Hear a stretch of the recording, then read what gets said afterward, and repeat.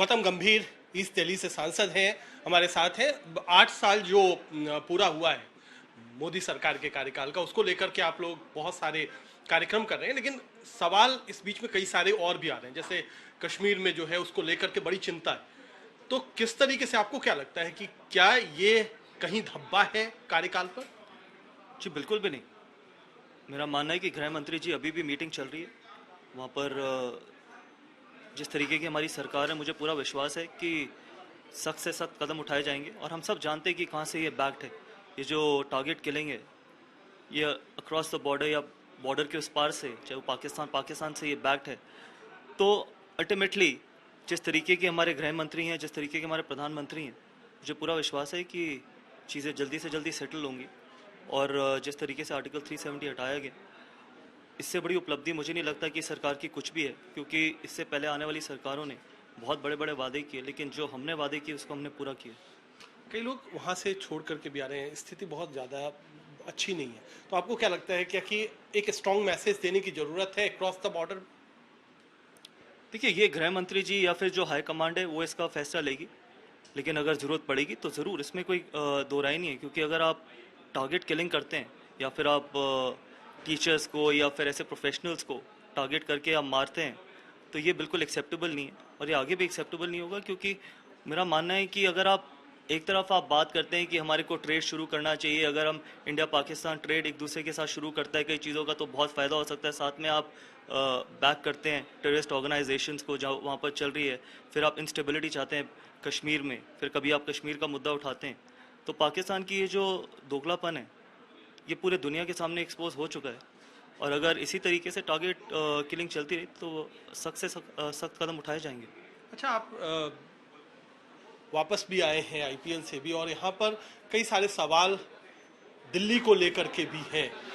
एक तरफ तो दिल्ली में एक मंत्री को की गिरफ्तारी हुई है, दूसरा आपको लेकर के लोग सवाल पूछते हैं कि आप कहाँ रहते हैं, आप आईपीएल क्यों जाते हैं। इन दोनों पर क्या करेंगे? किस तरीके से जो आम आदमी पार्टी की पॉलिटिक्स है उसको लेकर? देखिए, पहले मैं अपने बारे में बात कर लेता हूँ। क्योंकि करप्ट मंत्री के बारे में बात करने से पहले मैं ये बता देता हूँ, हाँ, मैं 2 महीने आईपीएल में काम करता हूँ और मुझे गर्व है कि मैं काम करता हूँ। क्योंकि उस काम करने के पीछे एक बहुत बड़ा मकसद है। अगर आप 5,000 लोगों को रोज़ खाना खिलाते हैं 1 रुपये में, तो उसके लिए पैसा लगता है। आप 5 जन रसोई चलाते हैं जिसमें 5 लाख रुपए हर जन रसोई में लगते हैं, तो 25 लाख रुपए महीना, जो 2.25 करोड़ रुपए साल का, मैं अपनी जेब से देता हूँ।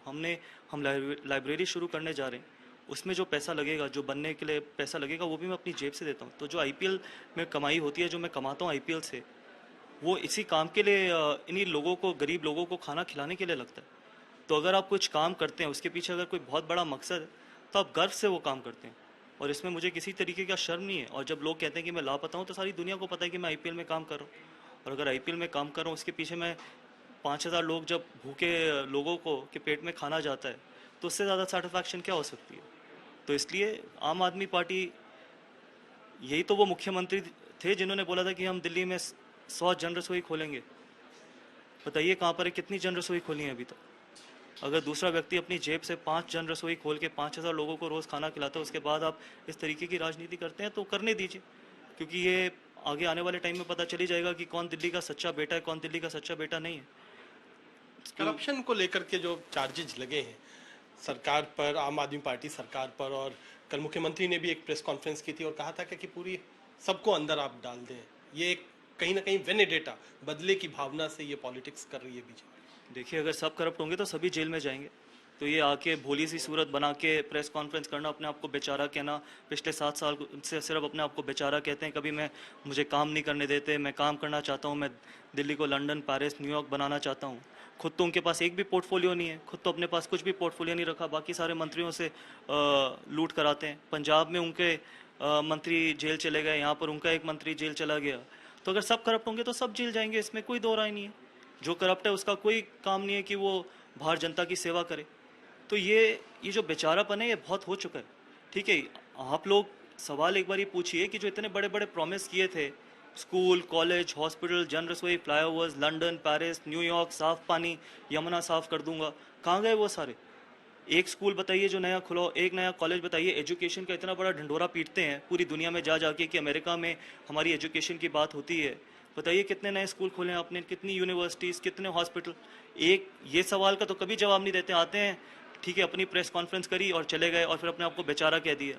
यमुना की हालत जाके देखिए, वहाँ पर आप स्प्रिंकलर्स से फोम हटा रहे होते हैं। ये आप इस तरीके के IITian हैं। एक आखिरी सवाल है, आपने भी बोला अभी पानी को लेकर के चुकी है कि आपको बिस्लेरी का पानी पीना पड़ता है, मजबूरी है, बच्चे अपने बच्चे को भी पिलाना पड़ता है। क्या ये वाकई ये रियलिटी है दिल्ली की? अभी भी मैं पानी बिस्लरी का ही पी रहा हूँ और आई एम श्योर आप अपने घर पे टैप वाटर पी सकते हैं या अपने बच्चे को टैप वाटर पिला सकते हैं। नहीं पिला सकते, मुझे ये बता दीजिए दिल्ली की कितनी जनता है जो अपने घर में बच्चों को टैप वाटर पिलाती है, खुद टैप वाटर पीती है। उन्होंने तो ये वादा किया था कि हर घर में हम साफ़ पानी, पीने का पानी देंगे, साफ़ पानी देंगे। बताइए कितने घरों में साफ़ पानी आता है? और साफ़ पानी तो छोड़िए, अब तो पानी नहीं आता। पानी तो बहुत दूर की बात है। अब पानी की कितनी समस्या है। रोज़ हमारे यहाँ पर 100 लोग आते हैं, कहते हैं कि हमारे घर में पानी नहीं आ रहा। दिल्ली जल बोर्ड भी क्या MCD की गलती है? दिल्ली जल बोर्ड तो उनके अंडर है। तो इसके बावजूद पहले साफ़ पानी का वादा किया, अब पानी नहीं है। ठीक है, हर जगह से आप देखें, ये यहाँ तक कि मैं कितनी बार उठा चुका हूँ ये सवाल कि आप इलेक्शन जीत गए गिमिक करके। आपने स्टेज में आके वो एक नल से पानी पिया, वो भी बिस्लरी का ही होगा, वो सारा दिखावा ही था उसके कि हम साफ़ पानी देते हैं। उसके बाद मैंने ये बोला था कि कम से कम इलेक्शन जीत गए, अब तो साफ़ पानी दे दीजिए। मेरी कॉन्स्टिट्यूंसी में जाके आप देखिए कितने लोगों से, आप खुद ही जाके पूछ लीजिए कि कितने लोगों के पास साफ़ पानी आता है। अब तो पानी नहीं आता, इतनी गर्मी में कहाँ कितने किलोमीटर दूर जाना पड़ता है। तो ये बहुत बेशर्मी है कि आप पॉलिटिक्स करिए, ऐसी करिए, जो वादे करिए उसको पूरा करिए। छोटे वादे करिए, कम वादे करिए, लेकिन पूरा करिए। दिल्ली की जनता पिछले 7 साल से सिर्फ झूठ झूठ और झूठ सुनती आ रही है। तो गंभीर कह रहे हैं कि 8 सालों में इनकी सरकार ने वायदे पूरे किए हैं, कश्मीर से लेकर तमाम जो वायदे थे वो पूरे हुए हैं। अब बारी है दिल्ली की केजरीवाल सरकार को कि जो बातें उन्होंने की थी उस पर भी वो उतना ही खरा उतरे।